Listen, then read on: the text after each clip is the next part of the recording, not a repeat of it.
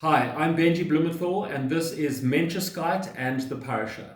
This week's Parashat is Lecha, and I want to start with a little story. A few years ago, I went to Israel, and I was walking in the shuk, and I noticed this unique pottery. What was so unique about it was that it was broken pottery that was deliberately put together again and fused together using precious metals like gold.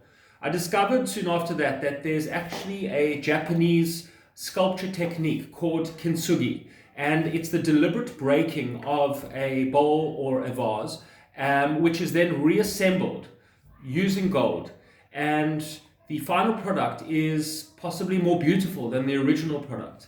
And I want to just read an excerpt from a book called Suffer Strong by Catherine and Jay Wolfe, and it goes like this. The story of kintsugi, this style of pottery, may be the most perfect embodiment of all of life's hardships. Instead of throwing away the broken, beloved pottery, we'll fix it in a way that doesn't pretend it hasn't been broken, but honors the breaking, and more so, the surviving, by highlighting those repaired seams with gold lacquer. Now the object is functional once again and dignified, not discarded. It's stronger and even more valuable because of its reinforced golden scars. Now, one of the aspects of Menschlichkeit is resilience, chosel. And resilience is the ability to weather hardships, to overcome challenges, whatever life throws at you.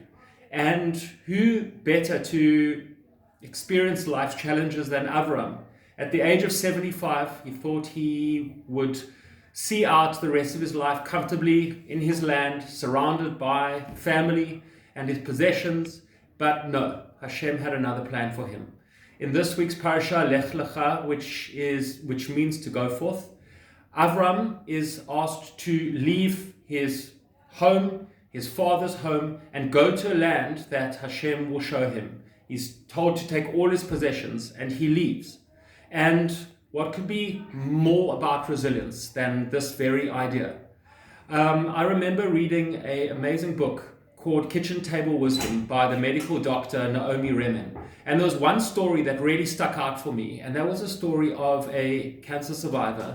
She had overcome tremendous difficulties, and she found herself one day being terrified, overwhelmed by her having to go to a dentist. Something as small as just visiting a dentist she found more terrifying than having endured her cancer treatment. And in sitting with Naomi Remen, Naomi reminded her about all the things she had endured and all the courage she had shown and all the resilience that she had built up in her reserves. And just in reminding her, it gave her the strength to go to that dentist. And so for me, that's what resilience is really about. It's about allowing our kids to make mistakes. It's allowing them to find their own inner strength and to build up a reserve, because it's that reserve that we look back on when in moments that we need that strength. So allow your kids to fail, allow your kids to try, allow your kids to do things themselves, and they will build up that reserve of resilience. I wish you a Shabbat Shalom and Shavua Tov.